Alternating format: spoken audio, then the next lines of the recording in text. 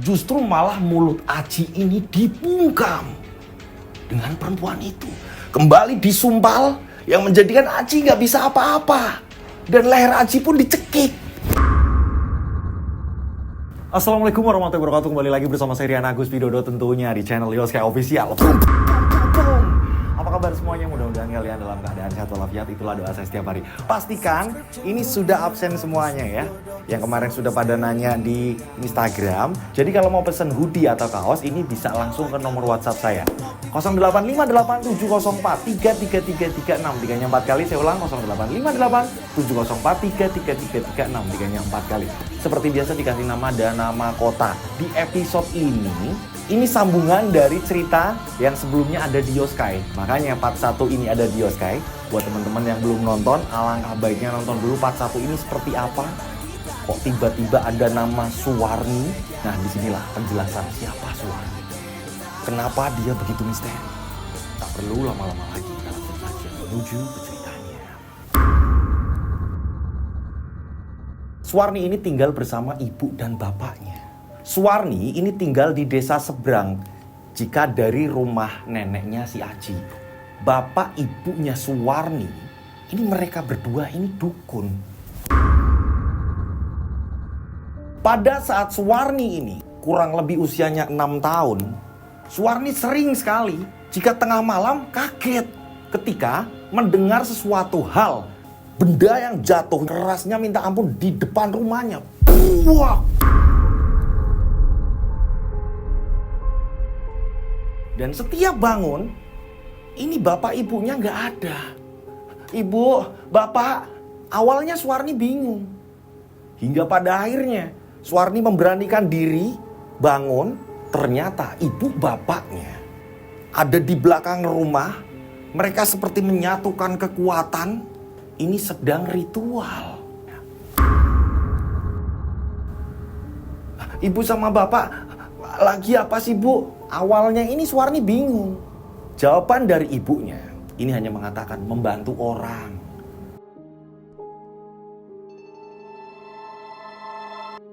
Berjalannya waktu, sering sekali Suwarni ini mencium bau-bau anyir darah. Bau tersebut ini munculnya ketika ada tamu dan tamu itu pulang. Barulah bau itu benar-benar menyengat. Rata-rata ini tamu yang bawaannya memang geram, bawaannya penuh emosi, amarah, seperti benci dengan seseorang. Nah ini Suwarni tanya, Bu, setiap ada orang marah-marah ke sini minta tolong, kalau mereka udah pergi bau anyir darah ya Bu?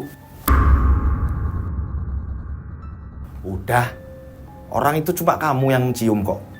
Ibu gak bau itu? Enggak kok Bu, baunya bau amis-amis gitu Bu. Nah berjalannya waktu hingga pada akhirnya ibunya pun menjelaskan. Setelah Suwarni ini sering diajak ke pasar membeli bunga-bunga 7 rupa.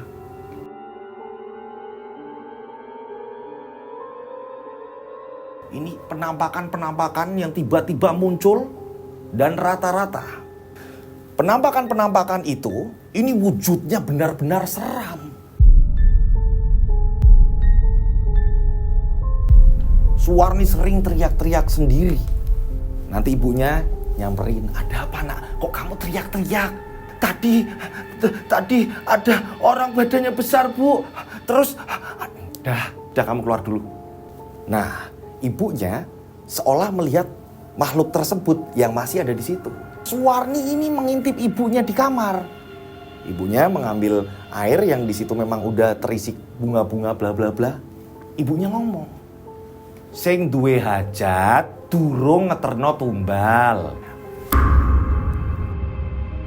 Sabar. Sing penting kok kowe tak pakani. Yang punya hajat belum mengantarkan tumbal, belum menyetorkan tumbal. Sabar. Ternyata makhluk-makhluk tersebut ini seperti menagih janji. Karena baru saja ia melaksanakan tugas dari pasien yang memang minta tolong ke ibunya Suwarni. Bapaknya ini membuat boneka dari kayu. Awalnya Suwarni bingung. pikirnya mau bikin mainan boneka buat Suwarni. Bapak lagi bikin apa itu Pak? Kok lucu ya Pak? Jangan, udah. Kamu sana main-main sana sama teman-temanmu. Nah, berjalannya waktu ketika Suwarni ini sudah berusia 15 tahun. Barulah Suwarni tahu, ternyata boneka tersebut ini adalah boneka santet. Hingga pada akhirnya ketika Suwarni sudah mengetahui hal tersebut, ini Suwarni disuruh bantuin. Dah, orang kamu udah gede, nih dihalusin kayak gini. Itu jangan sampai rusak. Iketan itu jangan sampai rusak. Nah, Suwarni sering sekali melihat ketika ada tamu, ini minta tolong, inilah. Dan sudah bisa ditandai. Tamu itu penuh amarah. Ia menginginkan lawannya atau apa, kalah.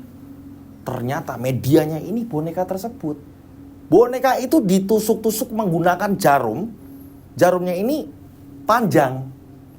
Jadi seperti kayak jarum kasur. Ditusuk-tusuk, ini keluar asapnya. Suwarni kaget. Ketika tengah malam ibunya melakukan seperti itu. Dan tak lama ternyata benar. Bau anyir tersebut ya yang Suwarni sering mencium, ini justru darah dari bapaknya Suwarni. Jadi ini ketika boneka tersebut ditusuk, bapaknya Suwarni ini rasa mual muntah. Ditandai seperti itu. Ini berarti santet itu, kiriman santet itu sudah menjalar, sudah terkirim ke target. Jadi bisa ditandai dengan muntahan darah dari bapaknya Suwarni. Berjalannya waktu, Suwarni ini berkenalan dengan seseorang namanya Yanto. Pada saat itu jumpanya justru malah di pasar. Yanto ini perantauan dari daerah lain. Kenalah sama Suwarni. Semenjak itu, Suwarni yang biasanya sering bantuin ibunya, ini mulai berkurang waktunya. Ibunya ini nanya, kamu itu kemana saja setiap emak minta tolong, setiap emak ini butuh bantuan. Kamu ini datangnya terlambat. Padahal emak ini sudah ditunggu pasien. Kamu tahu sendiri, jika terlambat, kita ini yang justru malah dalam bahaya.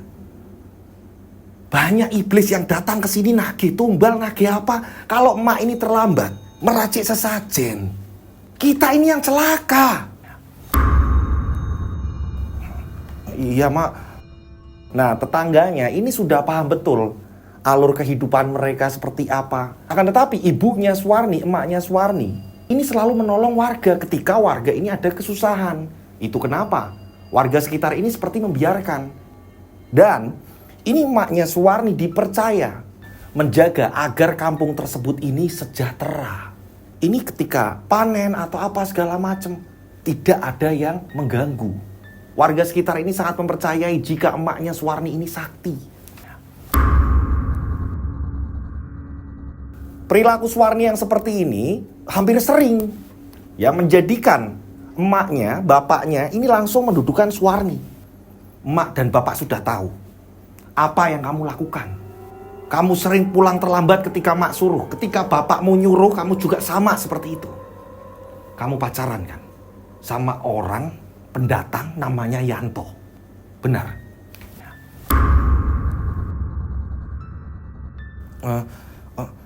Iya mak, Suwarni memang deket mak. Gak apa-apa kan mak? Untuk kali ini mak harus ngomong dan ngingetin, jika Yanto itu tidak baik untuk kehidupan kamu di kemudian hari. Tapi mak, dia ini baik mak, dia ini sayang sama Suwarni. Itu hanya di mulut dia.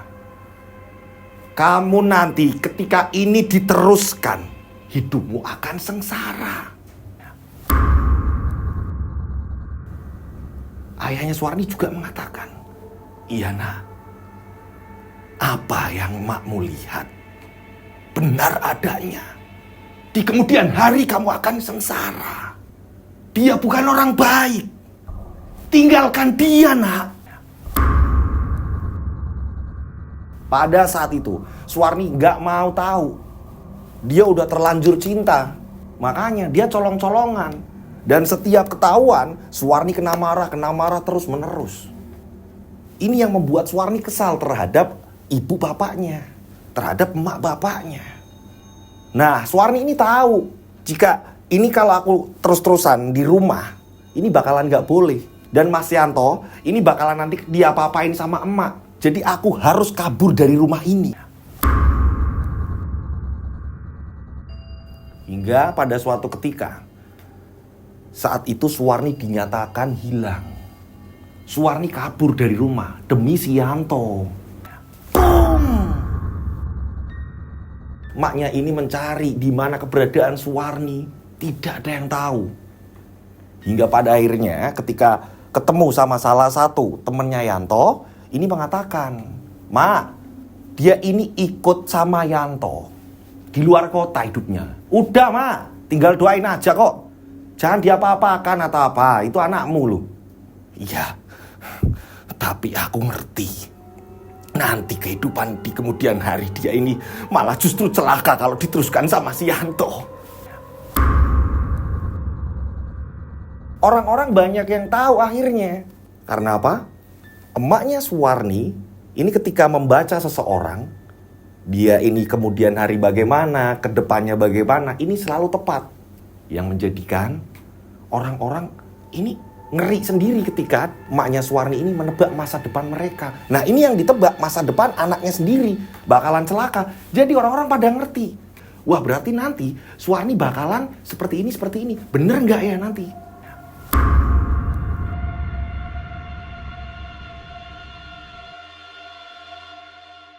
Nah, kurang lebih ini 3 tahun kemudian, ini ada seseorang warga yang ngasih tahu, "Mak, Suwarni mak ada di tempat ini, mak. Dia kondisinya seperti ini. Kenapa Suwarni?"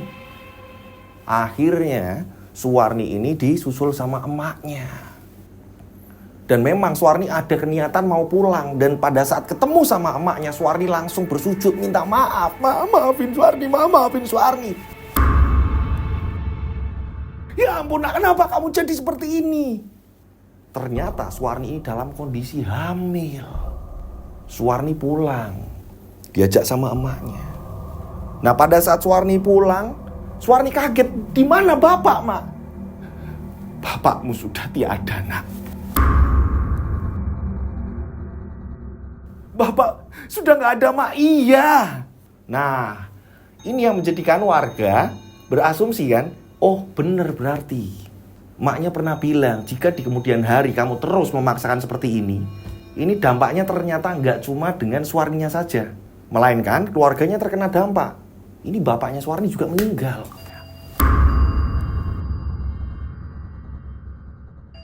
Suwarni ini hamil. Terus di mana Yanto? Di mana Yanto?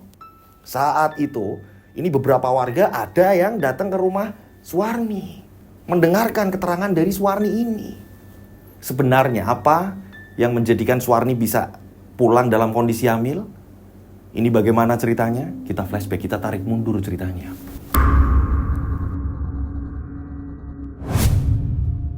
Ternyata pada saat di kota, Suwarni ini gaya hidupnya sudah seperti suami istri. Padahal mereka ini belum menikah. Hanya dijanji-janjikan saja oleh si Yanto. Tapi ternyata apa yang dikatakan emaknya benar. Yanto justru malah dia ini menjual Suwarni. Suwarni ini dibawa ke tempat prostitusi dan Suwarni itu disiksa jika tidak menuruti Yanto. Suwarni di situ tidak bisa minta tolong ke siapa-siapa, gak ada yang kenal. Dan pada saat itu Yanto ini tidak terlihat batang hidungnya. Jadi Suwarni hanya bisa menangis. Dia menyesal tidak mendengarkan apa yang sudah dikatakan oleh ibu bapaknya, emak bapaknya. Suwarni benar-benar tersiksa. Ya ampun, aku harus bagaimana? Nah, setiap Suwarni mau kabur, ini selalu diketahui oleh orang-orang yang ada di situ. Ini kenapa Suwarni ini susah kabur. Dan dalam kondisi ia hamil, ia ini berusaha semaksimal mungkin biar bisa lepas dari belenggu tersebut dengan berbagai cara. Hingga pada akhirnya ia berhasil pulang kampung. Ini ternyata sampai Suwarni ini menghentikan truk. Ia berusaha untuk sampai rumah. Akan tetapi perutnya ini udah membesar. Dia ini tidak kuat.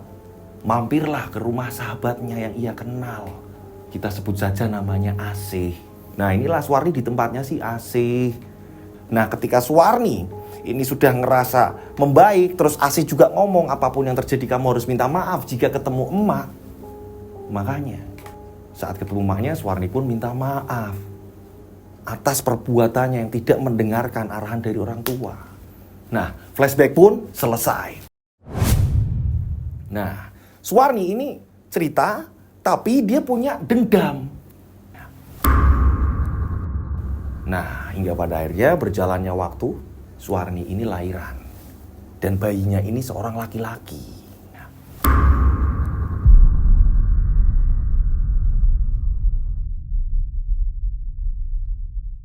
Berjalannya waktu, ini 5 tahun kemudian, di sini Suwarni ini merasa janggal. Kenapa hanya seperti ini saja? Kenapa emak sudah tidak melakukan hal itu? Apa yang dimaksud Suwarni? Jadi, Suwarni ini seperti menantikan sesuatu dari emaknya ketika menangani pasien. Suwarni penasaran, ini kok nggak ada pasien yang... Mak, kenapa sekarang jarang ada pasien yang seperti dulu ya, Mak? Pasien apa yang dimaksud kamu? Kok tidak buka praktek menyantet orang lagi, Mak? Perasaan sudah bertahun-tahun, Mak. Kenapa prakteknya hanya biasa-biasa saja?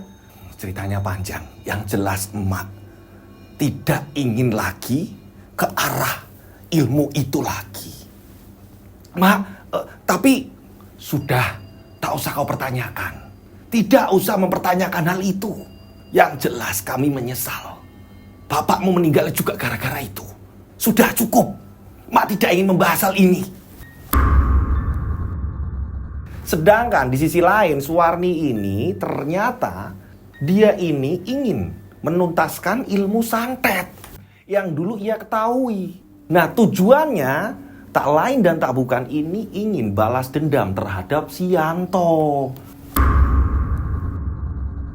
Akan tetapi memang dari dulu ketika Suwarni membantu emaknya ini selalu mengatakan, walaupun kamu hafal mantra-mantranya, emak tidak mengizinkan kamu ini untuk mempelajari hal ini, nak. Suwarni dulu tidak tertarik, akan tetapi ia tahu walaupun ini tidak lengkap. Nah, kali ini Suwarni membutuhkan hal itu. Suwarni kesal, kenapa mak seperti ini sekarang? Berkali-kali Suwarni ini merengek, mak. Suwarni gak hafal untuk selanjutan setelah ritual yang ini, mak. Bisa gak, mak? Mak ajarkan Suwarni. Jangan! Mak bilang jangan. Sudah. Nah, tak hanya itu. Suwarni juga semakin hari ini kesal terhadap putranya. Dan ia dimimpikan hal-hal aneh. Jika putranya ini, ya ini bukan putraku. Aku tak tahu apakah ini anaknya Yanto, apakah ini anak orang yang mana. Aku melayani orang banyak. Suwarni tidak mengetahui. Berarti yang jelas ini bukan putraku. Suwarni selalu jahat terhadap anaknya. Ketika anaknya nangis, ketika anaknya apa, minta inilah apalah segala macam, Suwarni selalu membentak-bentak anaknya. Justru di sini posisi emaknya Suwarni, ibunya Suwarni, ini selalu melindungi. Ini anak muda, jangan diapa-apakan, udah jangan diapa-apakan. Kamu jangan bentak-bentak. Kesal aku, Mak.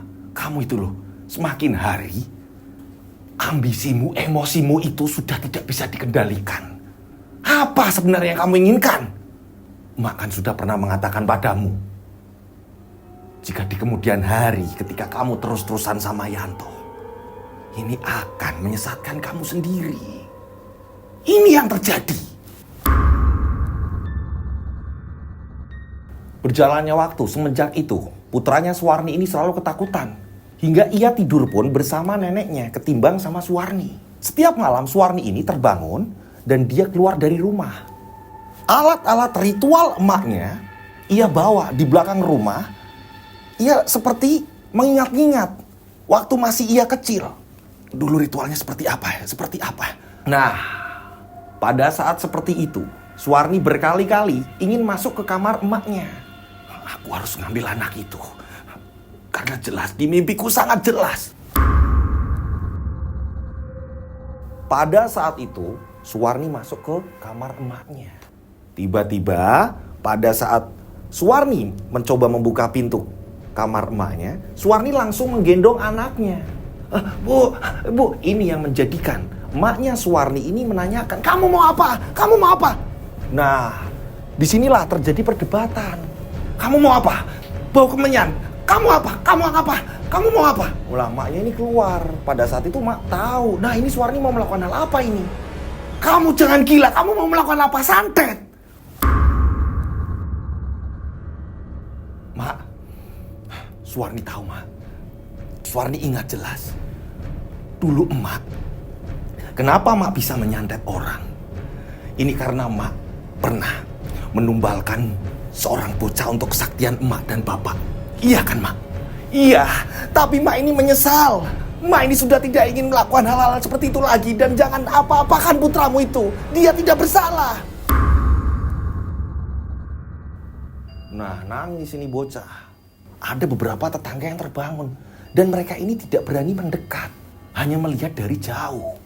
Tepat di belakang rumah emaknya Suwarni ini menjelaskan dengan penuh tangis. Sebenarnya Mak sudah tidak ingin lagi bercerita tentang ini karena bagi Mak sangat menyakitkan. Mak selalu mengingat kejadian kematian bapakmu.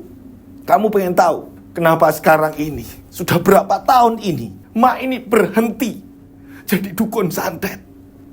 Karena pada saat itu ada pasien yang datang ke kami meminta untuk menyakiti orang. Dan di sisi lain dia ingin memperkaya dirinya sendiri. Dia membawa tumbal dalam keadaan yang tak sadarkan diri. Dia seorang bocah dan kami melakukan ritual tersebut. Dan ternyata tumbal yang diberikan kepada kami itu bukan sembarangan orang. Itu bukan sembarang anak. Pada saat mau menjelaskan lebih, ini tetangga ada yang mendekat. Ini yang menjadikan emaknya Suwarni ini menghentikan pembicaraan itu. Intinya setelah kami melakukan hal itu, kami menyesal. Kami menyesal. Dan ayahmu sakit yang memang begitu benar-benar parah. Nah, karena Suwarni melihat ada gerak-gerik warga yang mendekat, hingga pada akhirnya ia menghentikan aksinya. Suwarni akhirnya tahu ini kenapa emaknya menghentikan praktek santet. Akan tetapi Suwarni ini sebenarnya sudah nanggung. Hanya tinggal beberapa langkah lagi ia menguasai ilmu tersebut. Nah, Suwarni ini setiap malam dimimpikan. Yang pertama, Suwarni melihat emaknya ini sedang memakan daging seorang bocah. Itu berarti aku harus melakukan hal itu. Dan ditambah mimpi selanjutnya, jika aku membunuh seorang bocah, memakan daging seorang bocah, maka aku bisa menguasai ilmu tersebut. Tak hanya itu, ini bocah bukan anakku. Jadi aku pantas membunuhnya. Ini yang menjadikan anaknya Suwarni ini ketakutan setiap berhadapan dengan Suwarni. Nah, tetangga ini sedikit banyaknya akhirnya kan jadi tahu, sering dengar perdebatan itu. Nah, pada suatu hari ini siang-siang, kebetulan emaknya Suwarni ini sedang pergi gitu, sedang pergi dan mengajak anaknya Suwarni. Karena kalau di rumah ini emaknya takut. Emaknya takut anaknya ini diapa-apain. Emaknya ini keluar. Nah, pada saat itu Suwarni ini masuk ke kamar emaknya. Dulu itu ada pusaka. Pada saat ritual itu, apa mungkin pusaka itu untuk menyempurnakan ilmuku? Karena Suwarni pada saat kecil pernah melihat pusaka yang digunakan emaknya ini untuk melakukan ritual santet. Suwarni ini mengacak-acak kamar emaknya. Akan tetapi Suwarni tidak menemukan apa-apa. Dan pada saat itu emaknya pulang. Kamu lagi apa? Mak, Suwarni tahu. Mak pasti menyembunyikan sesuatu hal kan, Mak? Mak, di mana pusaka yang dulu, Mak? Yang Suwarni sering lihat, Mak. Pusaka itu digunakan, Mak, untuk mencelakai orang, Mak. Mana, Mak? Nah, Mak sudah meninggalkan semua itu, Nak. Hal-hal yang seperti itu, Nak. Mak sudah menjauhi, Nak. Sudah cukup, Mak. Mak berarti tidak sayang Suwarni. Suwarni ini pengen balas dendam, Mak. Suwarni pengen, Mak. Suwarni pengen nyantet Yanto, Mak. Sudah, Nak. Sudah. Ini takdir yang harus kamu terima. Sudah. Mak, di mana, Mak? Katakan, di mana pusaka itu? Mak sudah membuangnya jauh-jauh. Suwarni di sini gelisah. Aku harus gimana?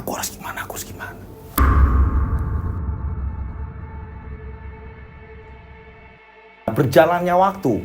Ini pada suatu ketika tengah malam, kita sebut saja ada salah satu warga namanya Mbah Juria. Nah, Mbah Juria ini kaget dengar suara ketukan jendela kamarnya. Dek. Mak Jur. Itu suara ibunya Suwarni. Akhirnya keluarganya Mbah Juria ini langsung keluar dan membukakan pintu. Dan ternyata ini ibunya Suwarni sudah dalam kondisi parah. Penuh darah seluruh tubuh. Mak, kenapa? Anaknya Bajur pun menanyakan. Mak, kenapa, Mak? Akhirnya dibawa ke dalam rumah. Ditanyain sama Bajur. Kamu kenapa? Kok bisa kayak gini? Ini mereka seumuran. Suwarni edan, anakku edan. Hingga pada akhirnya, ini dalam kondisi yang memang kritis ya, kondisi yang di situ sudah kondisinya parah. Emaknya Suwarni pun menceritakan. Kita tarik mundur, sebenarnya apa yang terjadi? Flashback. Nah, jadi pada saat tengah malam, ya ini emaknya Suwarni kaget. Kagetnya kenapa? Anaknya Suwarni ini tidak berada di dalam kamar. Loh, cucuku di mana? Dicari kan? Ini pasti di bawah Suwarni. Akhirnya emaknya Suwarni ini nyari. Saat itu ternyata anaknya Suwarni ini sudah diikat di pohon. Jadi ada potongan pohon, anaknya Suwarni ini direbahkan dan diikat. Dalam kondisi ini terlentang, tertidur. Mulutnya ini disumpal. Parahnya pada saat itu Suwarni ini sedang melakukan ritual. Emaknya kaget ketika Suwarni sudah menemukan pusaka itu. Suwarni, apa yang kamu lakukan, Suwarni? Diam, Mak. Saat itu terjadi perdebatan, ya. Ini sembari melepas sumpalan mulut cucunya. Emaknya Suwarni ini mencoba untuk menolong cucunya. Mbah mau disakiti, Mbah. Justru Mbah ini malah yang mau disantet, Mbah. Mbah, kurang ajar kamu, nak, kurang ajar. Iya, Mak. Karena Mak yang sudah menghalang-halangi aku. Ini sambil diacungkan pusaka tersebut ke arah emaknya. Wah, terjadi gaduh di situ. Setelah itu barulah aku menguasai ilmu emak.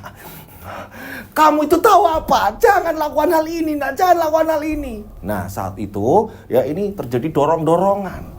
Karena bagi Suwarni, ini ketika sudah membunuh emaknya, maka akan menguasai lebih dari apa yang ia tahu.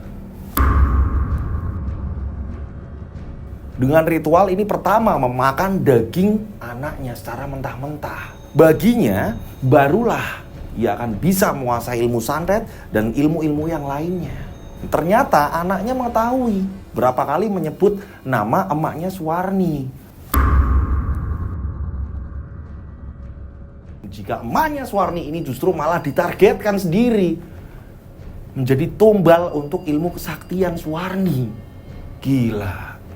Saat itu ya, ini Suwarni sempat terjatuh, emaknya membawa pergi cucunya.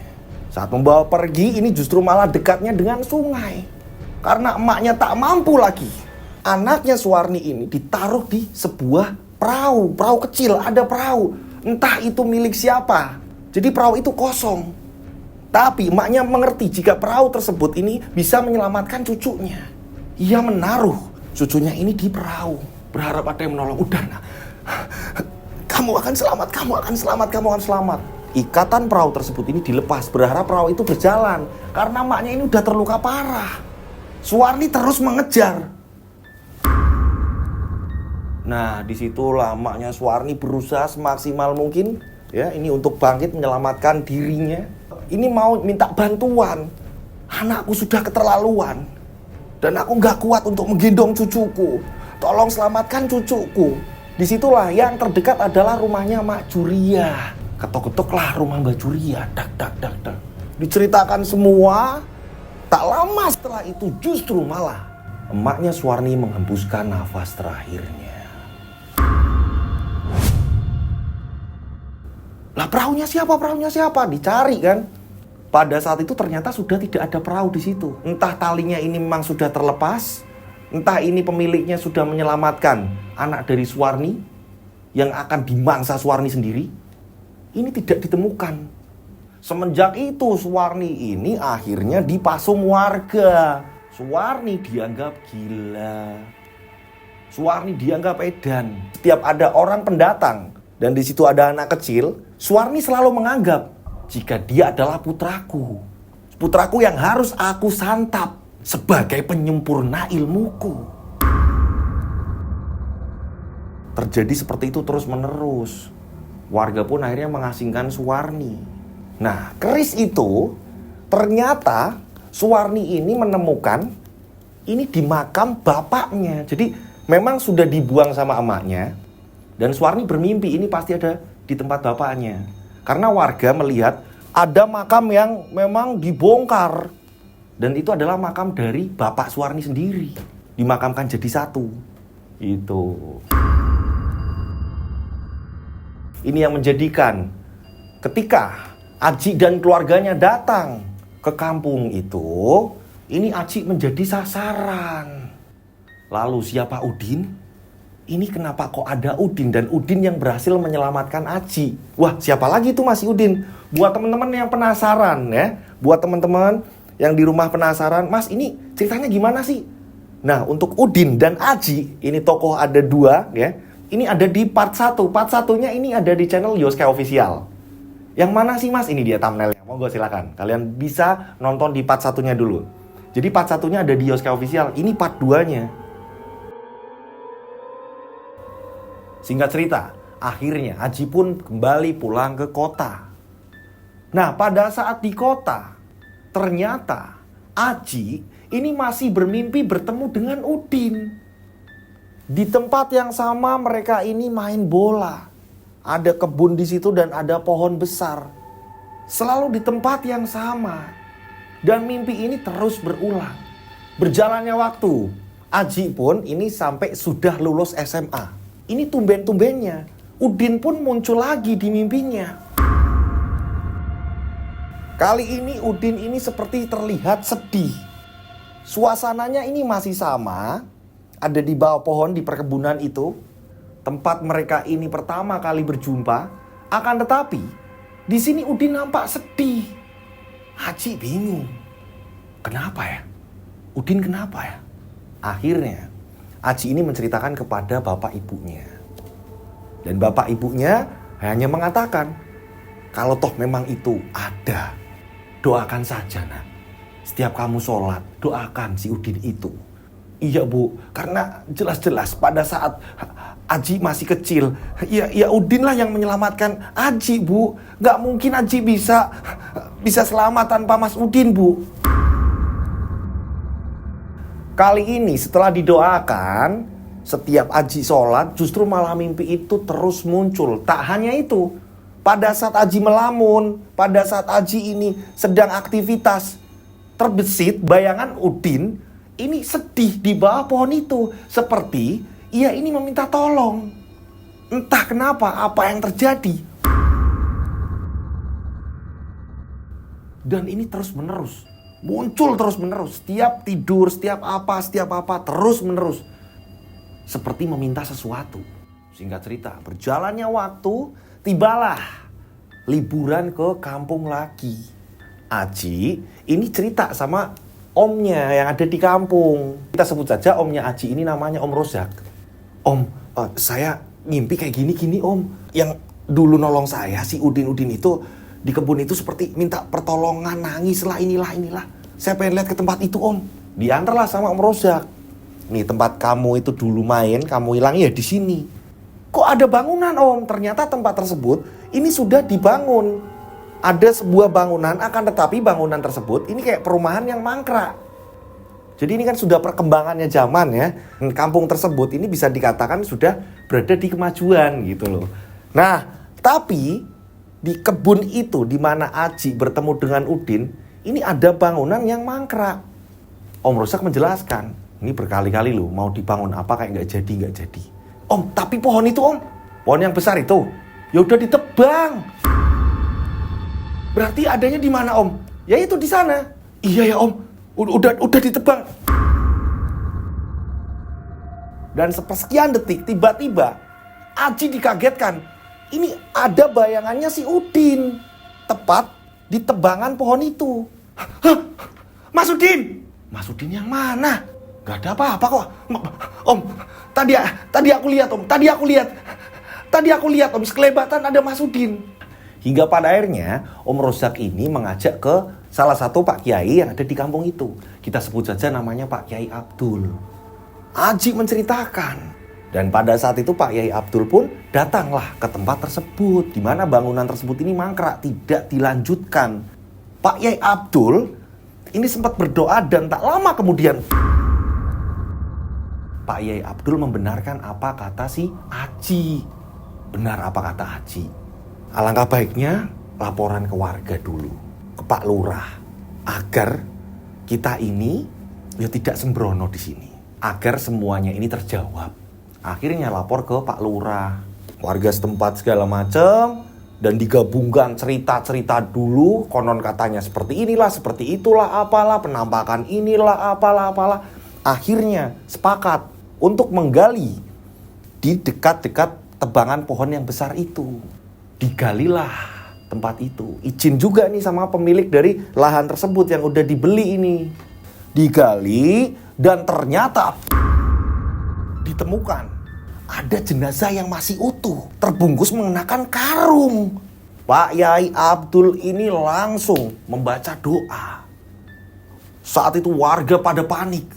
Ya ampun, ada seperti ini lah. Ya ampun, apa jangan-jangan ya yang dulu emaknya Suwarni kayak gini. Ya apa jangan-jangan bapaknya Suwarni. Nah, pada berasumsi masing-masing. Hingga pada akhirnya Pak Abdul mengatakan, benar apa katamu nak? Kenapa jenazah ini sering muncul di mimpimu?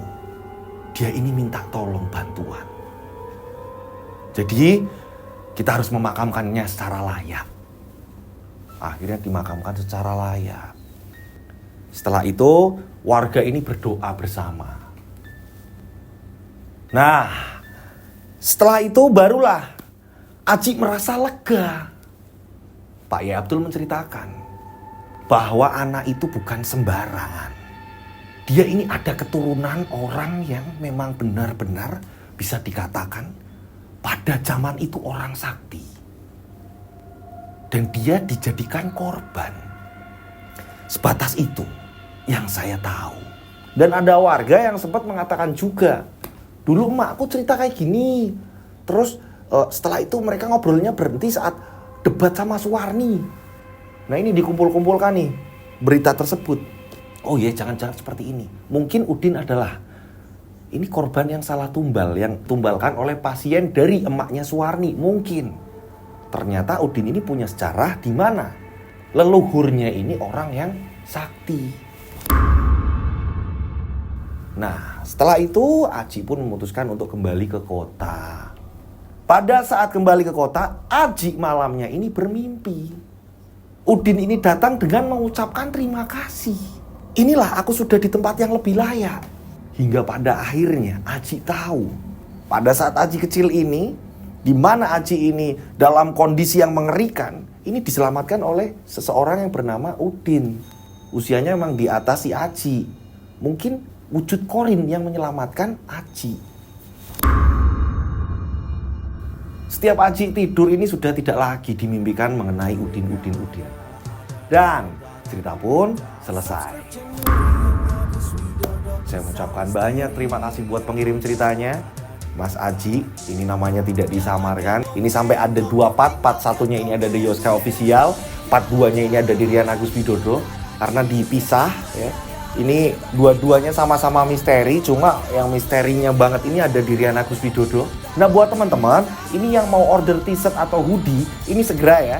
Jadi biar tidak kehabisan, jangan sampai nanti udah kehabisan cetaknya terus baru pesen gitu ya. Jangan sampai terlambat ya.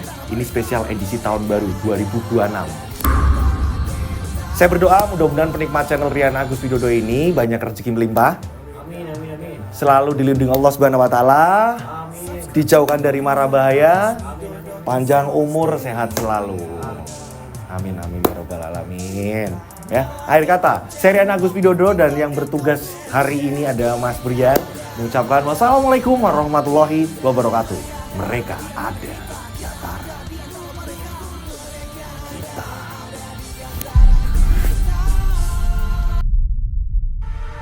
Mereka ada di antara kita. Subscribe channel Rian Agus Widodo, kisah misteri. Mereka ada di antara kita. Nyalakan lonceng notifikasi.